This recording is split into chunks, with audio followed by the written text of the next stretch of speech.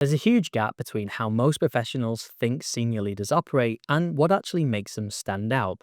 After reaching director level myself and sitting across the table from many executives, I've noticed the same 7 habits show up over and over in people who get promoted faster, even when they don't technically have the title yet. In this video, I'll walk you through each one so you can start showing up like a senior leader right now and have leadership treating you like one before the role is even open. Hey colleagues, and welcome back to another YouTube Team Huddle where we unpack the mysteries of work, expose what really goes on behind closed doors, and give you the tools to build the career you actually want. So pull up a chair in my office and let's get into it. One of the fastest ways to change how people perceive you at work without changing your title, your workload, or your skill set is to change the way you follow up. And yes, this sounds basic, but that's exactly why most people overlook it. They attend a meeting, contribute their points, and then just move on, like end of story. But senior people, they know that what happens after the meeting is what actually moves the business forward. They don't just assume people heard them, they don't wait around for clarity to magically appear. They own the outcome. And it looks like this. A short, structured summary after a meeting, clear next steps, who's doing what and by when. And this kind of follow up does 2 things. First, it creates momentum. Things actually get done, and momentum is the currency of career advancement. But second, and this is where perception shifts, it signals ownership. And ownership is what people actually associate with leadership. So while your peers are still waiting for someone else to take charge, then you already did. And in that moment, you don't just look more senior, you are. Let's talk about one of the real reasons your boss keeps promoting other people instead of you. So one of the less obvious but highly consequential differences between mid-level professionals and senior leaders is how they engage in meetings. At a certain point in your career, simply providing answers is no longer what sets you apart. In fact, it may unintentionally position you as a contributor rather than a leader. And I learned this firsthand. Early in my career, I was placed in this cross-functional working group that contained several senior stakeholders. I was nervous to be part of such an important group, but I was determined to show my worth. So I came prepared. Every time a question came up on timelines or data or process gaps, then I made sure that I had a clear, well-reasoned answer. I believed that by demonstrating my knowledge, I was proving that I belonged in the room. But after a few weeks of this, I came to learn that one executive quietly asked another, "Who is this guy and why doesn't he ever say anything?" And that moment reframed everything for me because, from my perspective, I had been adding a lot of value, but from theirs, I hadn't made an impression. I was responding but not driving anything. And in leadership context, that distinction matters because here's the uncomfortable truth: the person who frames the conversation is perceived as more senior than the one simply answering the questions. Strategic thinkers ask questions that reshape how a problem is understood. For example, are we solving the right problem? What's the decision we actually need to make here? And what are we assuming that may not hold true? These types of questions demonstrate judgment, systems level thinking, and an ability to influence direction, all signals of leadership readiness. So while many professionals focus on contributing more, those who rise faster are the ones who guide the conversation, not just participate in it. If your default role is to respond rather than reframe, then that's a problem with visibility. And over time, then it becomes a problem getting promotions. A key differentiator between operational contributions and strategic leaders is how they respond when things go wrong. Most professionals are trained to escalate problems. They identify blockers, flag issues, and surface concerns, often with the assumption that someone more senior will resolve them. And while this can demonstrate attentiveness, it does little to convey leadership readiness. In contrast, senior professionals, and particularly executives, approach problems differently. They don't simply raise issues, they bring structured decision points. This habit reflects a deeper mindset shift from reporting problems to enabling solutions. And it's often what separates those seen as dependable from those seen as promotable. The structure for this is very straightforward, but it is powerful. When presenting a challenge, senior stakeholders provide context, so what's happening and why it matters. They present options, the viable paths forward. They present trade offs, so what is gained or lost with each of these paths, and they present a recommendation, a clear, well reasoned point of view.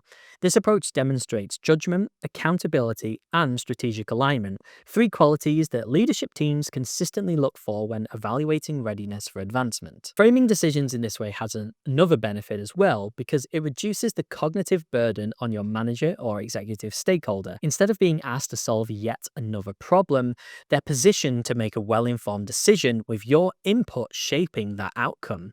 This is how executives operate, and the more consistently you do it, the more you're perceived as someone who belongs at that level. One of the most career-limiting behaviors is passivity, the belief that strong performance alone will eventually be recognized and rewarded. Many professionals default to vague aspirations like, I want to move up, or I'm hoping to get promoted soon, without articulating a clear path, timeline, or strategic intent. This lack of direction may feel harmless, but over time it becomes a serious credibility gap. Because here's the reality, no one gets promoted for having potential in theory, especially if they're not visibly pursuing it. In contrast, senior individuals approach their careers like a flight plan. They know what role they're targeting next, what skills or exposure they need to get there, and how their current work supports that trajectory. Their development isn't accidental, it's coordinated. And leadership notices that. When someone speaks confidently about where they're headed and takes deliberate steps to prepare for that C, they project maturity, ambition, and clarity. It tells decision makers this is someone worth investing in.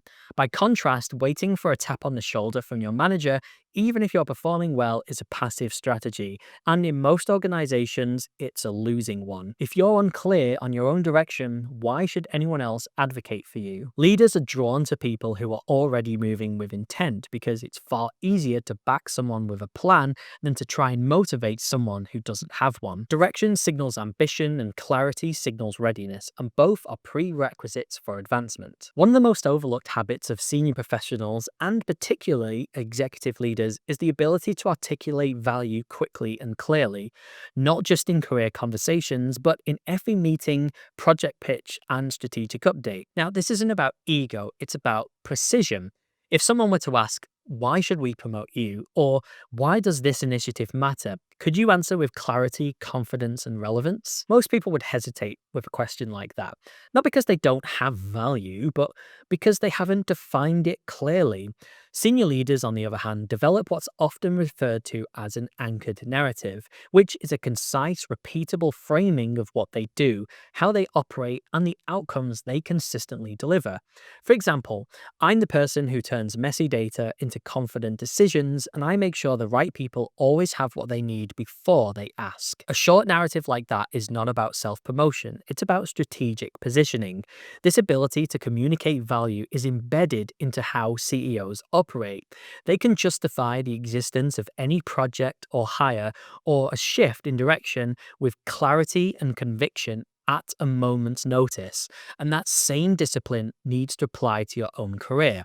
If you can't explain why you're in the role that you are in, what value you create, and why you're ready to move up, then you're making it harder for everyone else to advocate on your behalf.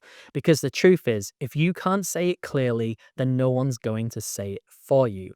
And if you're not ready with the answer when somebody comes, someone else will be. A common trait of junior professionals, even highly capable ones, is the belief that the more information they share, the more competent they'll appear. So they default to what feels safe, which is detail, which means long explanations, comprehensive backstories, and every possible variable being presented.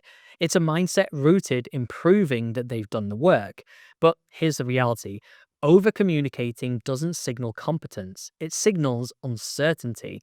Senior leaders operate very differently. They don't communicate to prove understanding, they communicate to create momentum. Instead of flooding the room with information, they frame the discussion. They say, here's what matters, Here's what's at stake, and here's what we need to decide. This kind of communication is not just efficient, it's strategic.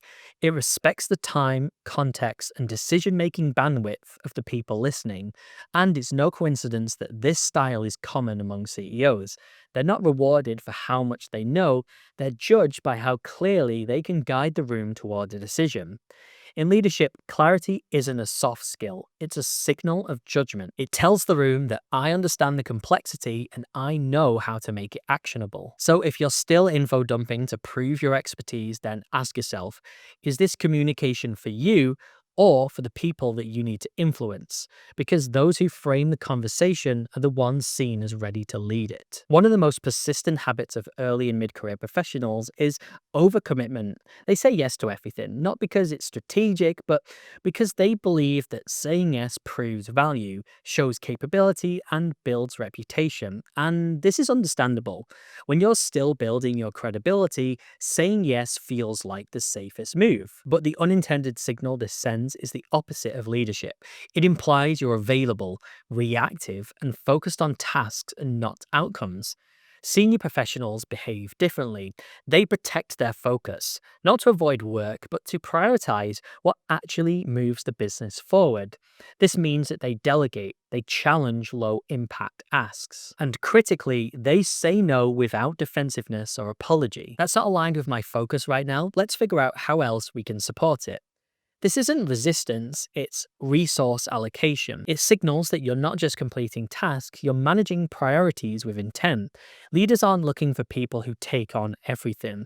They're looking for people who know the difference between what's urgent and what's important and can communicate that distinction with clarity and calm. If you're saying yes to every request in order to prove yourself, you're likely reinforcing the idea that you need direction, not that you can provide it. Discipline is what earns trust, and judgment is what earns promotion. And the ability to say no thoughtfully, respectfully, and confidently is one of the clearest signs that you're ready for more. So now you know the habits that make you look more senior, but here's the trap that I see all the time.